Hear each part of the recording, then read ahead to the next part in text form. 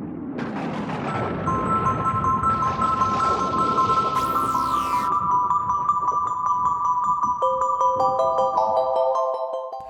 everybody. I'm Eddie Connor. And I'm Liz Layu. And welcome to Coming Out with Liz and Eddie. This is our episode number 3, and it's about the spirit of Pachamama, or Mother Earth, how to connect with that energy to ground yourself and create a way better quality of life for yourself. Our Mother Gaia, our Earth, which is the same thing as Pachamama, is so important in our lives. And so this episode is about that and about our experiences with Pachamama. So tune in with us. Again, I'm Eddie. And I'm Liz. And you're watching Coming Out with Eddie and Liz. Yeah. Sorry. I know, I just fell right off the track. All right. Since the entire show is on the spirit of Pachamama, do you believe that we as humans have a direct relationship with Pachamama? Okay, so this leads another question. I want you to explain to everyone, what is Pachamama? Pachamama is Mother Earth. Another word for Pachamama is Gaia, or the divine supreme feminine of the universe. And I feel we choose to come here from non-physical. Our souls, our invisible souls from the non-physical realm choose to come here on the earth plane and do not our penance, not our karma, but to continue our growth. Yes. It's our experience, right? So me too. It's like, I know it as Gaia. And I learned that word from you, Pachamama, when we went to Peru. Yeah, Peru. I never used that before, but I knew Mother Earth is Gaia. Yeah. And so, I believe that too, that we are non-physical beings experiencing physicality in a physical world. But our true nature is spirit. I think so too. Right? And what do you think everyday people's relationship is with Earth in and of itself? It's really interesting because especially we're in this pandemic thing. Yeah. But I think that's why a lot of people are suffering, because they like to go outside. A lot of people are very physical. They like to go out into nature. Yeah. They need it to go into nature because a lot of times we have jobs in which we don't even touch our feet onto the earth. Right. Everything is all concrete, wood, synthetic. You're stuck inside of a room or a showroom or a office building in which you don't even touch the earth. Yeah. And how long, if you really ask yourself a question, how long is it that during the week that you don't even touch nature, don't even touch a tree? Go ahead. I had a friend who would go and hang out with his friends on the Indian reservation when he was growing up. And he walked in the door of the home of his friend's mom, and she said, "Take your shoes off, they're killing you." And he said, I don't understand. She's like, "They're made of rubber. Your feet are not touching the ground. You need your bare feet on the earth." Exactly. Because that's what heals you. Yeah. That's what balances your energy. That's what aligns you with the Great Spirit. Yeah. And you remembered that. Yes. I think our spirits have a direct, intimate, almost spiritually sensual relationship with Pachamama, or Earth. And I believe our souls do. I think it's the soul and the spirit part of us that whispers to our human consciousness, to our creative brain, our instinct, our intuition, even our imagination. Oh, sure. And it whispers to us to take our shoes off. We grew up in a trailer park, my predominant childhood. We moved there when I was just 5 years old, and it was the woods. So mom and dad and us, we were there ripping out. It was thick, thick, thick woods. It was 2 acres, and there was a creek that ran around one whole half of the property. And I remember all the way till when I left and moved away as an adult, and then moved to California. And every time I would go back and visit mom a few times a year, I would take my shoes off, unless it was wintertime. And the first thing I would do was hug and kiss my mama. And then she was like, "I know you're going to go walk around the creek, Edward."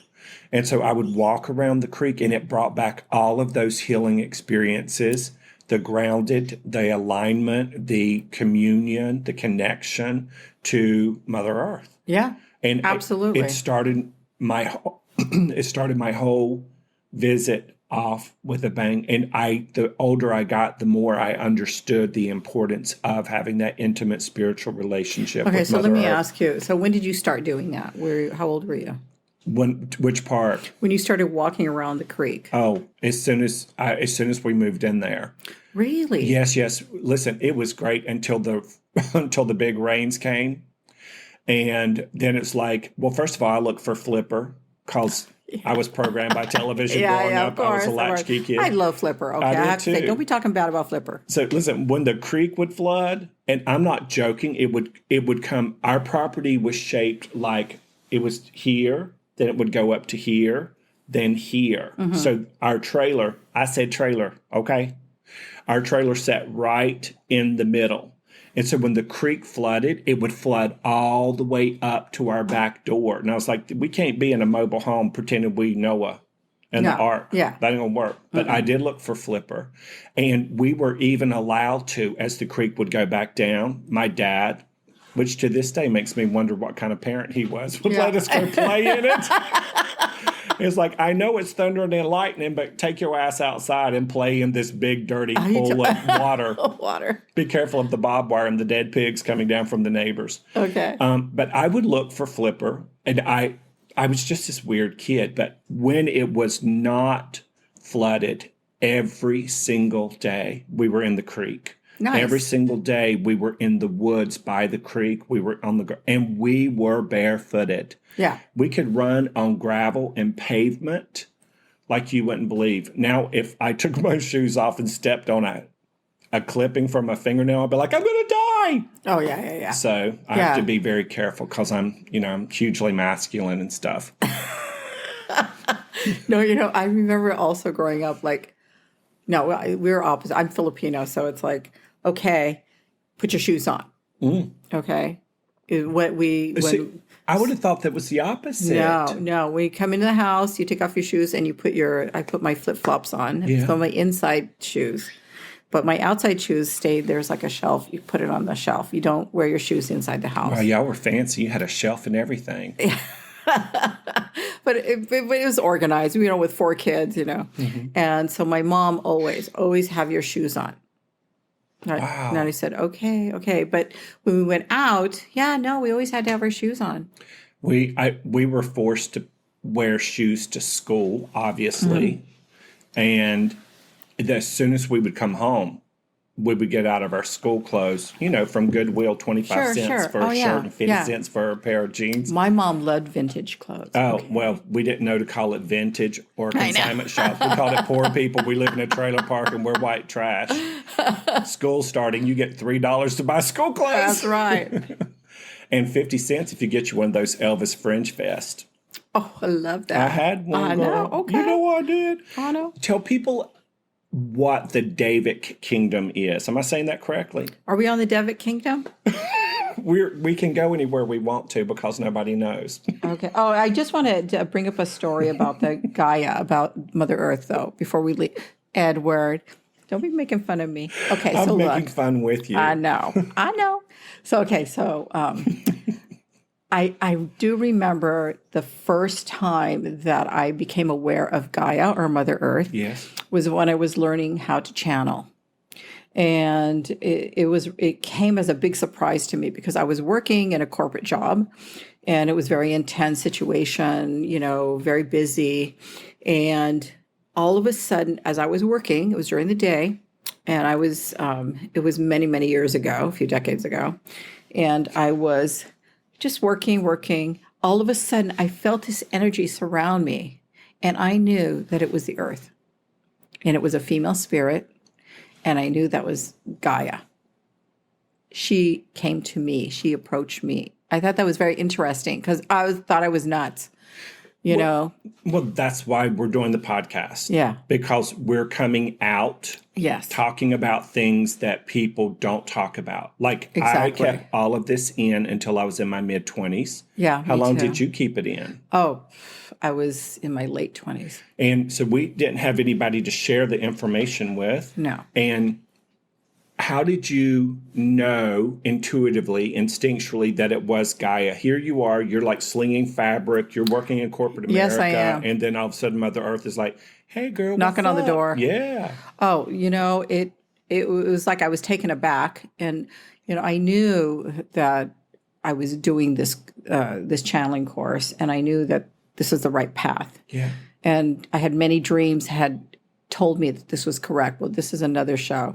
But Gaia, it happened more than once. Yeah. Because I just the first time it happened, I just like shrugged it off like, oh my God, Because we think we're crazy. Exactly. And I'm going like, oh God. And then the next time it happened, which also happened at the same place while I was working, I said, okay, now I'll ask my teacher, who at the time was Sean Randall, and who was an amazing channel. And we discussed it, and it was just perfectly normal. And I realized after all these years that these experiences that you have, just like you said, coming out, we're coming out and exposing our experiences growing up with these intuitive and psychic experiences.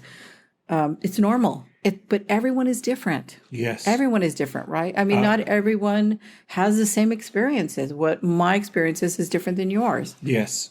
So. Well, and I want to point something out. I could be completely wrong. I don't think you would have had the awareness of knowing it was Gaia had you not been taking the classes on channeling non-physical energy. Because even though you're seeing us as blown, we haven't been. That's a different show. Bone, blood, and flesh, as Abraham Hicks would say. You're seeing two physical people. This is just 0.01% of who and what we are. Exactly. The heart's energy alone can go out 12 to 15 feet in and of itself, and that's an invisible energy field. So we're 1% physical, if that, and we're 99.99% invisible, non-physical energy. So Gaia is the same, meaning you see the earth around you, and then simultaneously, there's a gigantic electromagnetic field around Mother Earth. Well, she has a soul, spirit. She is a spirit. It's a female. And the invisible part of her was communicating with the invisible part of you. Yet Liz had been doing the homework and the research and the classes and the workshops to hold the space to be able to receive. So a channeling class it's you practicing grounding yourself to receive, but you have to ask in order to receive. Okay, so which brings in one thing we always talk about, you and I always talk about, is desire. We love desire. We love desire because desire helps you to manifest what you want in your life. Yes. And Eddie and I talk about this many subjects. You'll find that this will always come up in a multitude of subjects because it always starts out with the basics. Yes. You desire something. You want to change your life. You want to make something manifest in your life. You desire it, you visualize it, and then you feel it. Boom. Desire is, in its purest form, is the purest way to ask for what you want without even having to ask with your lips or writing it out and requesting it. Desire, pure desire, is the exact fuel that runs the entire universe. And if you're just tuning in, you're watching Coming Out with Liz and Eddie, and today we're talking about how to connect with the spirit of Pachamama, and I want to ask you about the Davic kingdom. For you, when I say, what is the Davic kingdom for you, what does that mean? Okay, well, so I say Divic, but that's okay. She say Divic, I say Deva. I was raised in a trailer. She had a house. But, to me, the Divic kingdom is, fairies, tree spirits, sprites. Yes. Gnomes, water spirits. Yes. Pans. Yes. Pans, is that water spirits? Yeah, I don't know. It's like the gnomes, the pans, the fairies, the sprites, the elementals. Isn't a pan like a goat spirit? Listen, I was reading back in the day when I was devouring any and everything. Yeah. One of the books I fell into was Talking to Nature, and also Journey into Nature back in the 80s with Michael J. Rhodes. Yep. And I had an experience whenever I was a little boy. I was in the first grade, and we had this big Saint Bernard named Lady. Oh my God, you had a Saint Bernard. It was Saint Bernards are my favorite. And you feel like you meet certain people and you feel like you've had a lifetime with them or you've known them before. Yes. That's how I felt about Lady. She was my first best friend. Because people didn't like me growing up, y'all. They didn't know me because I wouldn't talk to them. Well, you had your whole group of people you were talking to. Right, okay. Well, non-physical. Yeah. But we were raised to not speak unless spoken to. Oh, yes. I know that one. I started school. I was the oldest of 4, and I had to walk half a mile to the school bus stop. Yeah. So you have to walk to the dirt roads from the trailer park because they would not pave our roads because we were in trailers. Okay. And then you hit the paved road. That's where the first house was. Going up, it was where the first house was. Coming home, it's where the last house was. Mm-hmm. So me and Lady and I, we would walk up to the end of the road, stand there and wait for the bus. I'd get on the bus, and Lady would go home. Yeah. Every day after school, Lady would be sitting there waiting for me a half mile from the house. I love that. And we communicated, we talked. I mean, I'm telling you, Lady was my first best friend. And it had been raining on and off all day, really bad. And so in the South, the humidity. Yeah. We call it the humidity. Yeah. And we're walking down the dirt road, and it was fresh rain. The sun had come out. There were these little rainbows everywhere. And I felt so connected to the earth. And I wanted to take my shoes off, but I knew better because I would get in trouble. You get a whipping? Yes. And as I was walking down the road, I kept hearing this voice, this feeling, this energy pulling me to the left. So the ditches were flooded from all of the rain. Yeah. So it was like it was pulling me over the ditch into a little side path. The grass and the vegetation was over my head. It's like blackberry bushes and all that stuff with thorns. And I just knew that I was supposed to go in there. So Lady went first. She went right in front of me through this stuff that was higher than me. And in the South, you got to watch out for water moccasins and copperheads and black racers and all of that stuff. So Lady goes in first. I follow behind Lady, and I'm being guided to, step on the high grass, push it down to the side with my foot. And then it's all dirty, muddy water because of the rain. There's this thing the size of my hand that was right in the middle of it. There was like a stick, and then this thing that the stick was holding down. And I'd never seen anything that looked like that. It looked like alabaster. I can't even describe it. And the whole time I'm being told what to do. There's going to be a stick over here just behind you. Pick it up. It's a nice long stick. It won't break. And you take that stick and you lift very carefully and very gently the stick across whatever this big thing was. And you lay it, or you? It was like this. The thing was here. The stick was across it. Yeah. And they told me to pick up a second stick to lift that stick. Oh. And I was scared because I was like, I don't know what that is. That could be some, the eyeball of some monster down there trying to eat gay children that live in the trailer park. Yeah.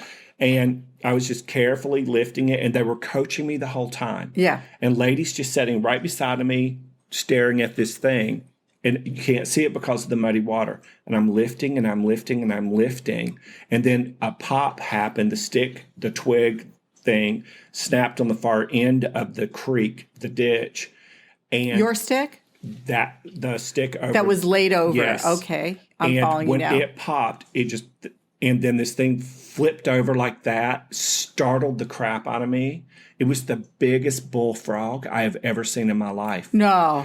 And it turned over, and as soon as it turned over, I could hear cheering, clapping, coming from all around me, because this was in the woods off the road. Oh, and I couldn't even see the road because the stuff was so high. And I was like, and I felt so happy. And I felt like I'd saved this frog's life. You did. Then I felt like they were all cheering it. And the frog looked at me, and it was like gasping for air because it had obviously been there a long time. And lady just goes, "Ooh." And the cheering happened all the way till I got back out on the street. And that was my first direct communication with the Diva Kingdom. Yeah, that one.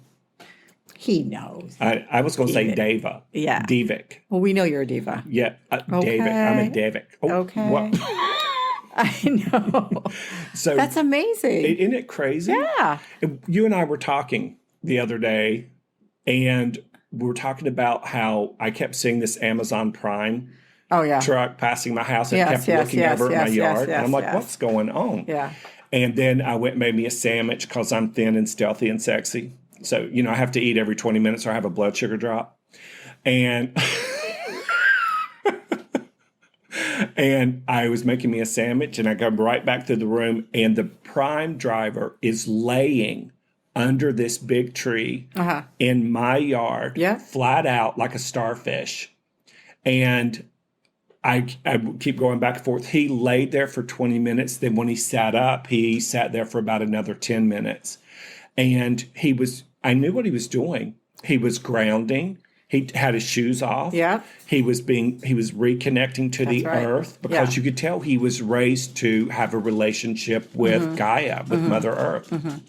Yeah, child, please. I love that. Love that story. Yeah, because, like having worked in the corporate world for a long time, just like you did, if ever you feel like you need to re-energize or anything, we talked about this, like one exercise that you can actually do is go up to a live plant or tree that's in your office and put your hands in the dirt. I know people might think you're crazy, but you're not.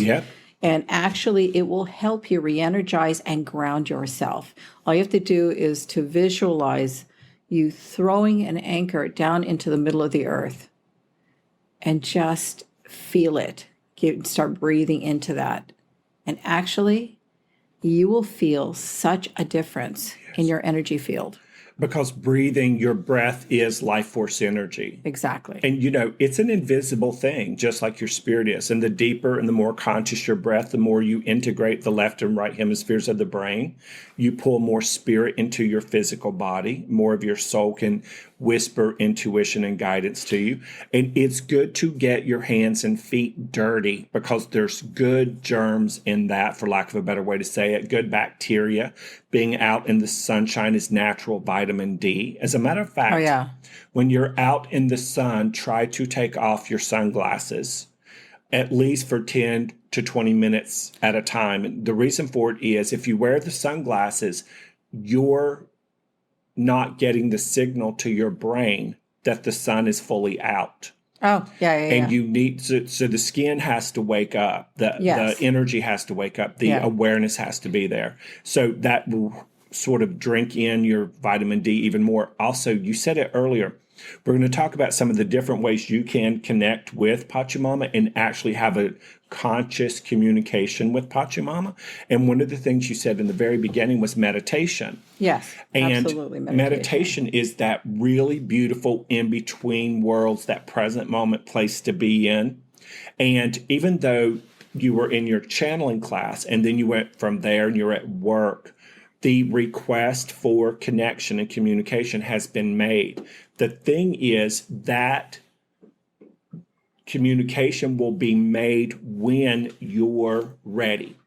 Even when your conscious mind doesn't think you're ready. But you're ready. You're ready. You are absolutely ready. But I have to say, something that you brought up is that when you do touch the earth or touch any kind of live tree or plant or anything, regardless if it's in the office or out of the office or wherever you're going, your spirit is all there. Yeah. All you have to do is just touch it and then just open yourself up. So maybe what I'm trying to say, Edward, is just open. Be open. And help them understand what be open means. Being open means that no judgment. Ding, ding, ding. No judgment against yourself. against anyone else, but it always starts with ourselves first. Don't you agree? Yeah, and I'm going to piggyback on that because I love bacon. I love bacon too. I love me some bacon. Do you see the bacon like mask crispy that bacon. people are wearing? Yeah, crispy bacon mask. It's COVID-19. Put me on a crispy bacon mask with some tomato and some mayonnaise. Woo, girl, because I'm trying to not eat bread. Exactly, me too. I'm being healthy. That connection or that presence is also awareness.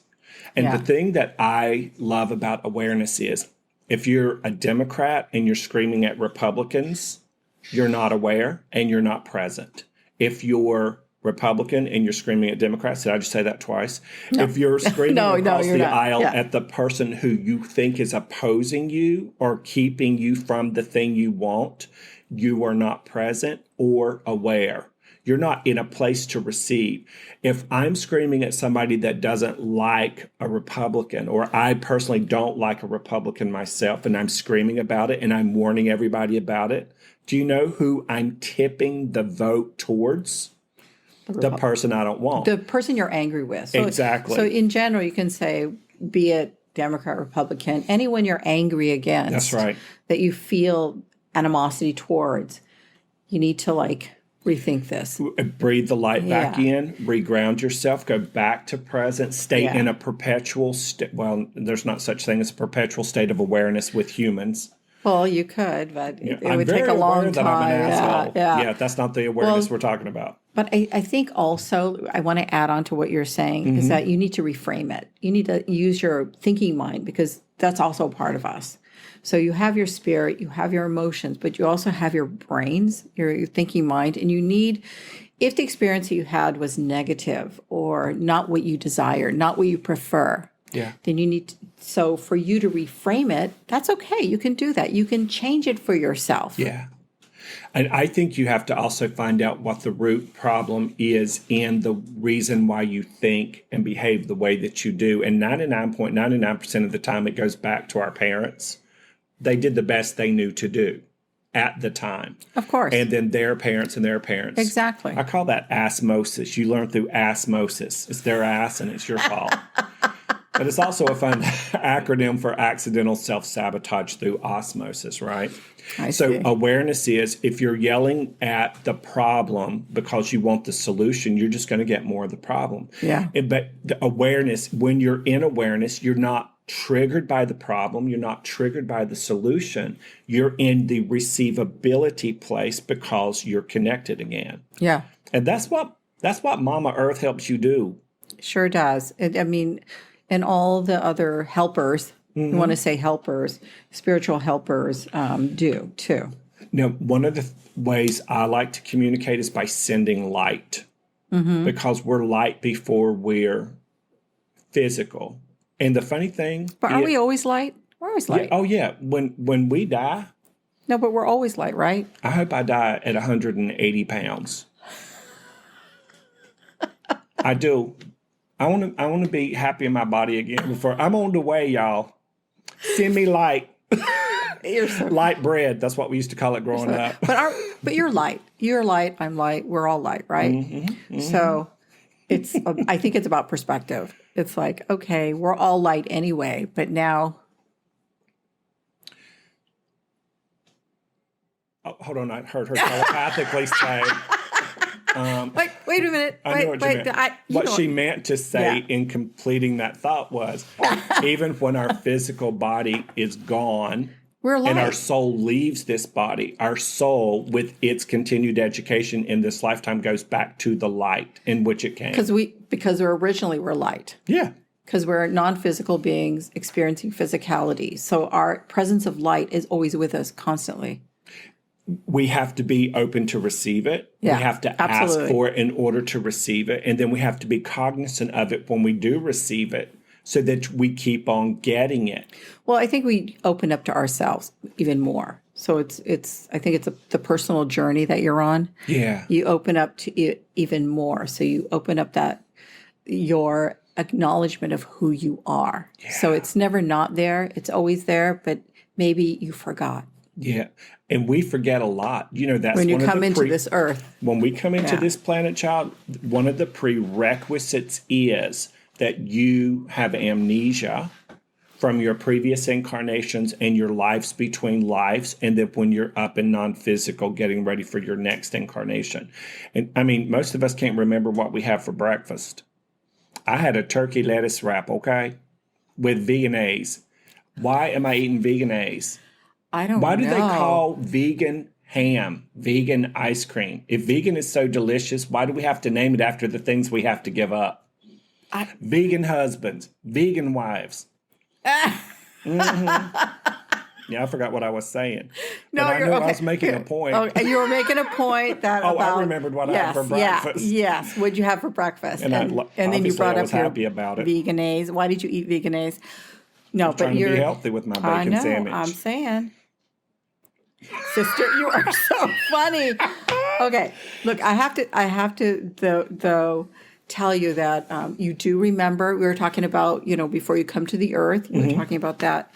And there's some of you who do remember.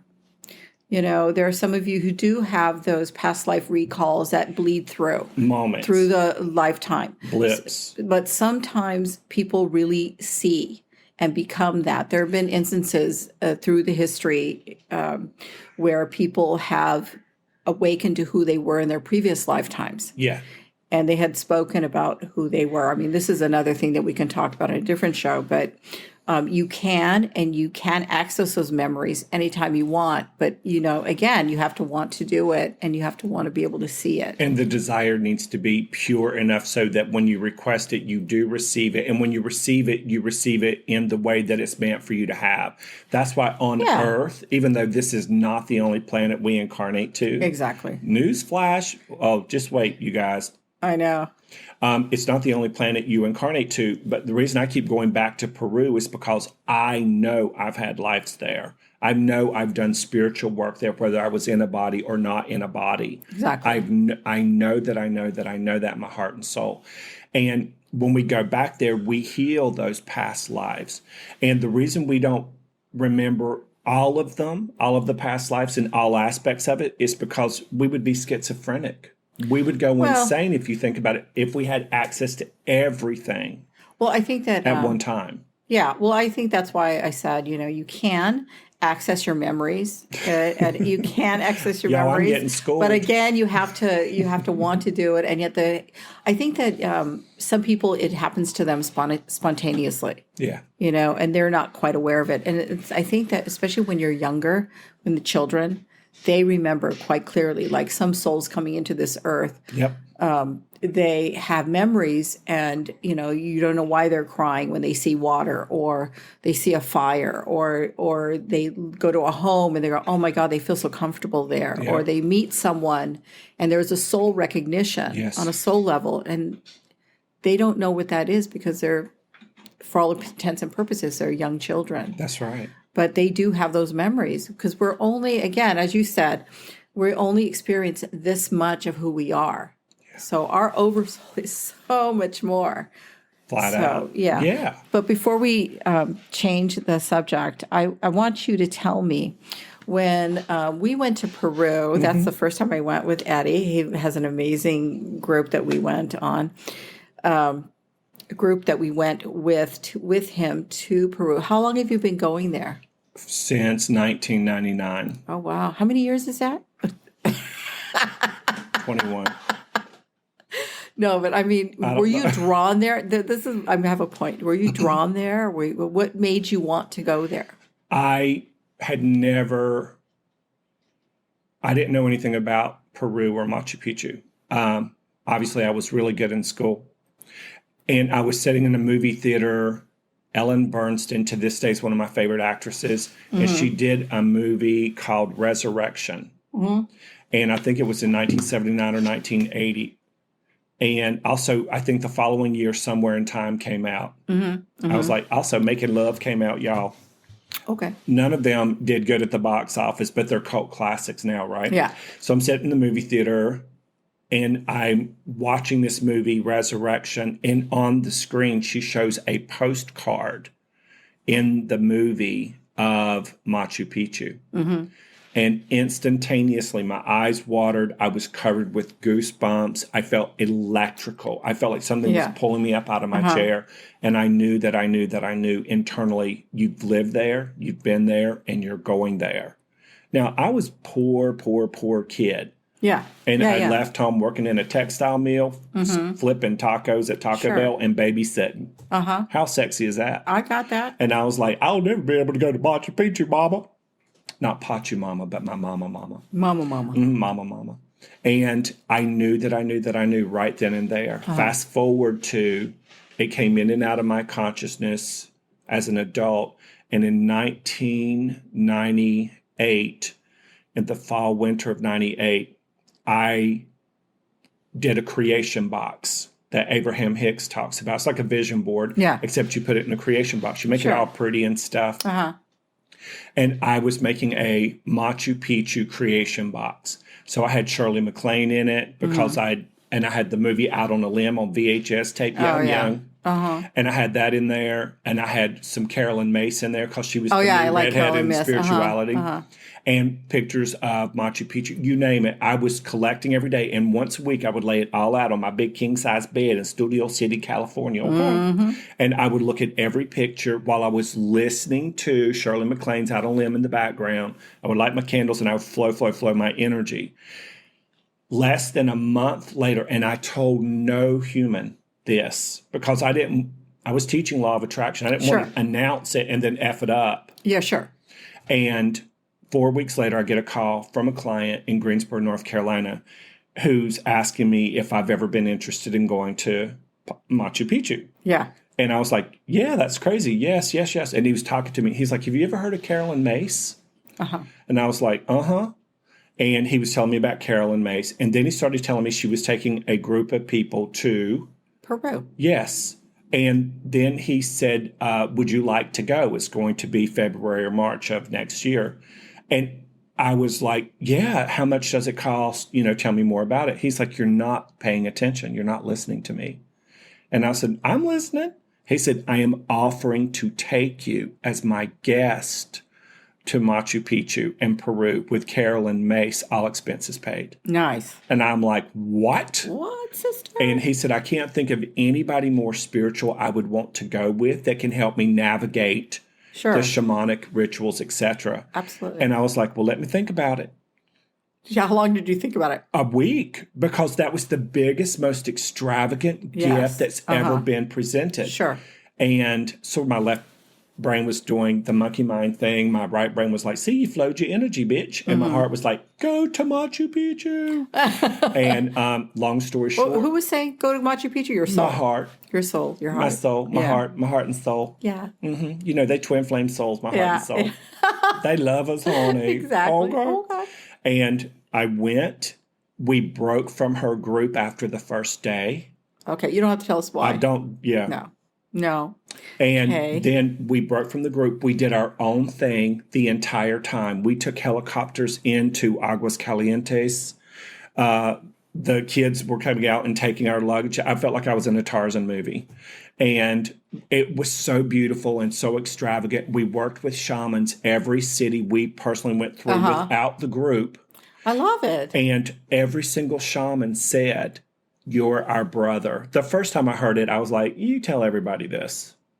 And he says, you're our brother. You've lived here before. And you will bring people back here to experience Pachamama for the rest of your life. Oh, I love that. And I was crying and stuff. I knew it was real, but it was still hard to believe. Yeah, sure. And we worked with shamans in every city. Every single shamanic ritual that we did, every single shaman told me that. Wow. And then the next year, I took my first group.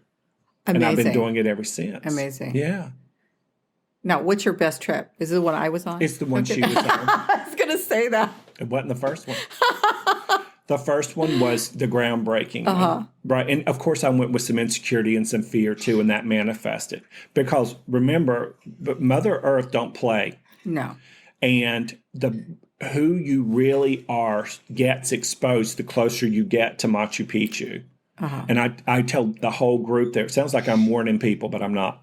But it is the closer you get to Machu Picchu, the more your true self comes out. So if you're a nice, lovely person who's optimistic and connected to source energy, you're going to be so pleasant to be around. But if you're a whiny, sucky, bitchy, moany, disconnected from source energy, not wearing your bacon mask during COVID-19, the earth is going to whip your ass. That's absolutely true. And it happens. Yeah. It doesn't mean you're bad or negative or wrong. It just means you need to clean up your sloppy when frequency. We were there. Yeah. It showed itself Tell quite us about clearly. It. How was that?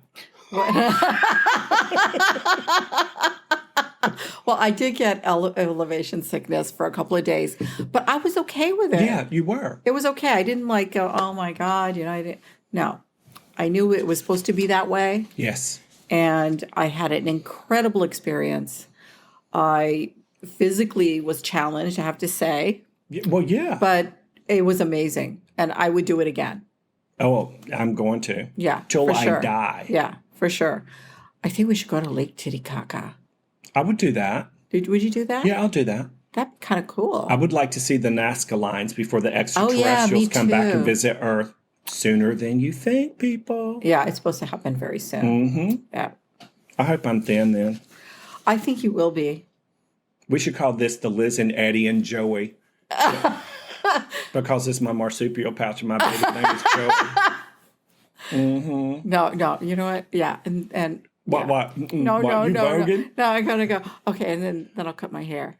I've thought a lot about this. Yeah. Sidebar. Yeah. I've thought a lot about you. I can see your hair either shoulder length or a little bit longer, and I see it different, and I see it down because she got long hair back to the Tush. North Crackalacky. Crackalacky. Well, Or that's the South Crackalacky. yeah. It's so funny. Since I was young, I always wanted long hair. Yeah, me too. So I read a story. I read the story. Rapunzel? No, well, I read that too when I was a child. But I'm just saying they did a scientific study on the American Indians and shamanism. And they talked about the scientists who were involved in this. I think it was Northern California. Next time I'll find the book and I'll give it to Edward. And they talked about the people having long hair. Why did shamans have long hair? Why did the medicine men always have long hair? It was because of the energy and their connection to spirit. It's like That an is antenna. why.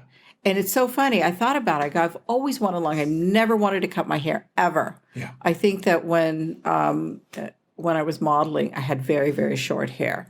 But that was for a short time. Otherwise, my hair was always long. Yeah. Always long. It is literally, if you think about it, your crown chakra is the God chakra. And, when people pass away, they talk about going through the tunnel of light. Well, what happens when your soul leaves your physical body at the time of death, or an out-of-body experience too, if you remember it, like I had a couple of those. Yeah. Oh, we need to do a whole show on out-of-body experiences. Oh, yeah. I've had a lot of experience. Yeah, me with too. that. Yeah. Yeah, because, We're twins. We twin flames. But the crown chakra is the last one that disconnects. Yes, and so when you die, the root chakra, sacral, the solar plexus, the heart, the throat, the third eye, all leaves your body first, and then the last one to leave is the crown chakra, which is the God chakra or the heaven chakra, for lack of a better way to say it. And your hair is tied to the root chakra, and that is your non-physical, perfect divine male feminine energy antenna that's connected to earth and the heaven simultaneously. What? Yeah. We'll talk about that after the show. Hey, and if you're just tuning in, you're listening to the Coming Out with Liz and Eddie podcast. I'm Eddie Connor. And I'm Liz Layu. And we're talking about the spirit of Pachamama, which is Mother Earth or Gaia, whatever you want to call it. Whatever you want to call it. Whatever you want to call it. Yes. But you know what? They're both valid. They're both correct. Oh, yeah. It is all about vibrational frequency. Exactly. And heart connection to it. Yeah. And we want to give you 3 ways to communicate with Pachamama. Yes, Liz, I jumped all the way down to the bottom of the script. You're welcome. Oh, no. And one of the things I want to talk about before that is trees, and our love of trees. Yes. And by the way, Peru, you will see people hugging trees, kissing trees, meditating under trees every place you go because they don't care. Yeah. They know what the power of the trees are on Mother Earth. That's true. Yeah. Yeah. So have you ever had a wild communication with trees? Because I had one. You tell me yours first. I was, again, reading the Michael J. Rhodes books back in the day. And my friend Barbara and I were doing a lot of these things together. And I've always connected to nature, but I didn't know I could consciously talk to it and receive back conversations and, meaning and spiritual lessons. Fast forward to, it was my day off. I was working 3 jobs. And I was a coat check girl in a gay bar. Yes. On the weekends, I was teaching dance classes 5 nights a week. Jazz hands. Yes. And fussy. And I was also working my corporate job 40 to 50 hours a week. And I had a day off, which was really rare. So I went out to the Eno River. Okay. And I walked the paths all the way down to the river. And I felt just grounded. It was in the fall, so I didn't take my shoes off at the time. I had my sketch pad and my journals. I came back, I sat at a picnic table. Now I'm filled up. And I'm just waiting, and I'm consciously channeling because I've read Open to Channel by Sanaya Roman. Yeah. Sanaya. Sanaya. And I'm sitting there, Sanaya. and I'm automatic writing, and then I hear, psst, and I'm like, because I'm out in the woods by myself on a weekday in the fall. Yeah. And was it cold? I was like, no, it was perfect. I love it when it's cold. And I'm journaling again. It's like, psst, over here. And I was like, and then I immediately was drawn to this tree that had heart-shaped leaves. I love it. And it was a good 20 or 30 feet away. It was in the woods. It was sort of by itself, right near the bridge. As you walk into the park, it's a state park. And I go back to journaling, and I'm looking at it, and I'm not kidding you. It says, sketch me. And so I started sketching the tree. Sure. And it was on a big sketch pad, and I was having fun with it. And when right in the middle of sketching it, because your conscious mind is occupied with something, it's out of the way. And then when I was almost done sketching the tree, it started to tell me a message it wanted me to have. Now, see, I thought the message was from me. And that's why I paid attention. Sure. Of course you Because I'm an Aries. And so I wrote down the message. And at the very end of it, it said, now take this and give it to Barbara. Oh, interesting. And I was like, all right, I ain't giving this to nobody. I am not telling people. I just sat here and had a conversation with the tree. And it wasn't pushy, it wasn't bossy, it wasn't bitchy. It was pure love. I was zapped with that same kind of Gaia energy you spoke about earlier. Yeah. And it wasn't from this one tree. It was from every tree that was its species, and then like pushed through me. Yeah. And then I knew that I had to do it. So I waited till she got off work, and I told her, and I did this big thing where I just was babbling like a crazy person. And I'm like, listen, I feel freaked out about this. If you ever tell anybody, I will kill you. I didn't say that, but I did have a hole dug in the woods near that tree because winter was coming. I ain't stupid. And I gave it to her. She unfolded it, and she immediately burst into tears. And she read it a couple of times, and she kept crying. And I was like, what have I done? And then she told me the story. She lived in Syracuse, New York with her daughters. She and her husband had separated. Yeah. It was a tough separation.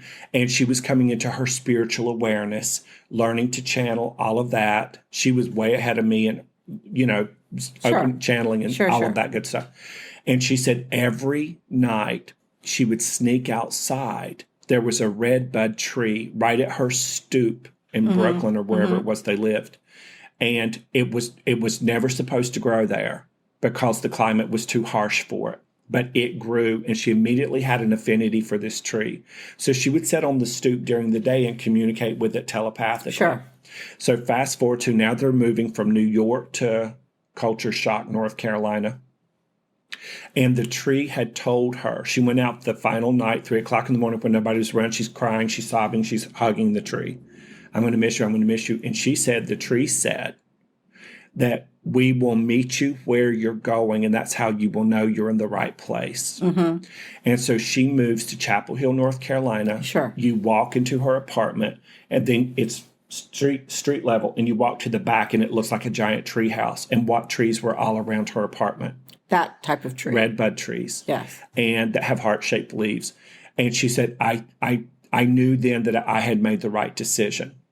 And then she said, but I remember the tree had said, we're going to give you a message that you cannot dispute to give you proof that this communication is real. Yeah. And then here comes gay little psychic. Eddie. Bipping in going, hey, I talked to a tree. It told me to give you this. But don't tell anyone. Exactly. Yeah. And it changed my life. Yeah. Because then you realize you're not crazy. Absolutely. And that's what this coming out of this spiritual closet, the psychic closet, That's the true. ghost closet, Yeah. the out-of-body closet, the astral projection closet, the bacon face mask closet. You're out there, we see you. Bacon face mask. It's there. It's a real That's thing. true. That's Hello. true. Hello. Please. Okay. Mm-hmm. Don't be copying me. Oh, Lord. Okay. So That was amazing. So that's an amazing experience. So let's give everybody in closing 3 easy ways to communicate with Pachamama. And I'll do the first one. I call it the thank you exercise. Okay. And that's what I felt like the Amazon Prime driver was doing. He's just laying on the earth, spread eagle. I'll close on. I was going to say. Yes, I knew. See how telepathic I am? Name my baby. We're on the same page. I know. Telepathic. And it is a thank you exercise. Love is one of the purest forms of appreciation, and appreciation is one of the purest forms of love. That's true. So he's literally just grateful. If you simply keep saying thank you, thank you, thank you, thank you from the heart and from the solar plexus consistently, just for the joy of it, and do the thank you to nature, to the rocks, to the grass, to the earth, to the soil, Yes. to the water, even to the clouds. All of that's connected to the divine, supreme, feminine Mother Earth. And as you do that, you get more grounded. And I want to clear something up. I just had this realization. A lot of people, when we say grounding, it means you're stuck more in a physical body and you're less connected to spirit. Oh, no. Yeah. But grounding does the opposite. When you say, do the thank you exercise to nature and you ground yourself into earth, that's when you're literally a walking, talking, invisible antenna to receive from earth continued guidance to keep you in harmony with your love and relationship with That's true. Pachamama. Don't you think? I think so, because that, again, makes you open.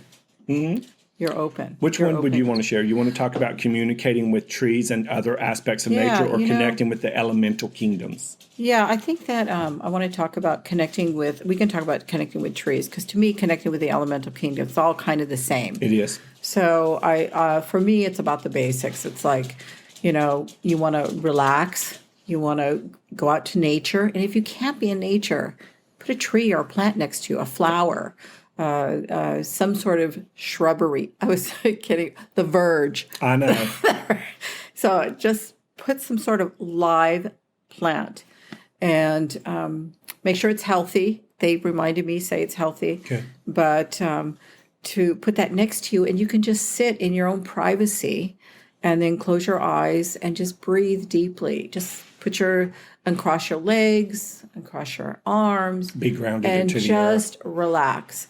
And remember, put both your feet down on the ground. You can have your shoes on if you want. It's fine. You have your plant here. Yes. And then you just breathe deeply. And as you breathe, you can count to 10. Just slowly breathe in and breathe out. Breathe in and breathe out. You find your body will begin to just relax. As it relaxes, you find yourself opening up even more. That's right. And you're not afraid. And you begin to say, okay. And then everything just falls into line. Did you just feel like you were at the Liz and Eddie coming out party day spa? Because that's exactly, she went right into the acquiescence of the frequency that feels like how this exercise makes you feel from the inside out. It does. It automatically does. And all of a sudden, as you are breathing in and out this energy, because you have to breathe in, you also have to breathe out slowly, not just fast. Breathe in Breathe slowly. in all of the light and exhale all things that no longer serve you. Perfect. And breathing out, and then all of a sudden, you'll begin to feel this energy. Start reaching out with your energy, because your energy field will begin to expand naturally. That's right. And you will begin to feel that plant that's next to you. And it's rather interesting. I used to teach many years ago. I was teaching channeling to people. And this is one of the exercises that we did. And again, Sinai Roman was, I think, very much an influence on me. And I remember everyone having a separate, incredible experience. It was just so impactful on them. And when we have those experiences in the beginning, what you're going to feel almost instantaneously is A, I'm making this up. Yes. B, you're going to question if it really happened.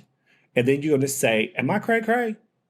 And you're going to say, no, wait. Yeah, you're That's right. You're right. And practicing and taking notes will help you bring it from the imagination into physical reality. And I think another thing that we should bring up too is that you are able to send your energy and bring your energy in. So I think this is the beginning of another show we're going to have about energy and about how you can use it to help yourself. You know, it's a manipulation of energy in a positive sense. That's exactly right. So that you know how to maneuver yourself in the energetic world easily and not be afraid. But that's another story. So one of them is doing the thank you exercise to nature. The other one is communicating with nature in the way you're talking about. And that's with trees, plants, anything. And the third one is connecting with the elemental kingdom. And again, Michael J. Rhodes is really fantastic. It's a great starter couple of books. It's Talking to Nature and Journey into Nature. And remember, just as humans have angels, we have spirit guides and angels. Every blade of grass has a little Davic spirit that's attached to it and associated with it. Every rock, every grain of sand. Absolutely. Everything. Every leaf on every tree has its own independent Davic energy or spirit energy associated with it. After I read both of Michael's books, I was back down on the Eno River. On a separate occasion, I walked all the way out to the river, and I was like talking to nature because now I know how to. Child, please. I was all sassy and stuff. I was like, I can talk to nature, bitches. And is that after your experience with? Oh, yes, because I felt, a little more soul esteemable, a little less afraid. Yeah. And I walked, it's miles through the woods, and it's beautiful. And again, it's the fall. Miles. Mileas. Okay. And I got to the river, and up on one of the gigantic boulders where there were trees growing out of the boulders was Pan. Oh, I love that. And Pan is standing there with the goat. The goat. And the bottom thing and the human thing. And I was like, oh, interesting. It didn't freak me out. It startled me in a good way. Okay. But I was like, if you just going to appear out of nowhere and disappear, please don't scare me. Because if I'm, well, they're telepathic. Yeah. Oh, well, yeah. But I was like, and I read all about him in Michael's books. So to get a visitation from him was mind-blowing. See, this is why we call it Coming Out with Liz and Eddie, because there are things we have never talked about publicly. Yes. And we want to give you at home that exact safe space to bring that in.